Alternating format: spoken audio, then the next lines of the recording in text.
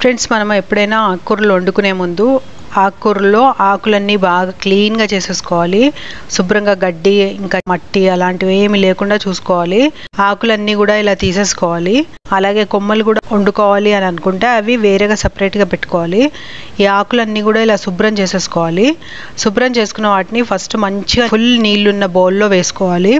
వేసుకున్న తర్వాత ఈ బాగా కడిగేసేయాలి ఆకులన్నీ కూడా. అలాగే కొమ్మలు కూడా ఒక 3 times అలాగా బాగా కడిగేయాలి. కొంతసేపు అలాగే నీళ్ళలో పెడితే కూడా ఇంకా మంచిది, ఎందుకంటే కెమికల్స్ వాడతారు కదా మార్కెట్లో, అవన్నీ కూడా పోతాయి. బాగా కడిగిన తర్వాత చూస్తే కింద ఇసుకలాగా ఉంది, అందుకే చాలా ఎక్కువగా ఉన్న వాటర్ బౌల్లోనే కడగాలి. ఆకులన్నీ బాగా తీసేసిన తర్వాతే కట్ చేసుకోవాలి. కడగక ముందు కట్ చేసుకొని చాలా మంది తర్వాత కడుగుతూ ఉంటారు ఆకులు. అలా కడగకూడదు. అలా కడిగితే ఏమవుతుందంటే ఆకుల్లో ఉన్న విటమిన్స్ అన్ని కూడా పోతాయి అన్నమాట. అందుకే ఫస్ట్ ఆకులు కడిగిన తర్వాతే కట్ చేసుకోవాలి. ఇలా చేసుకుంటే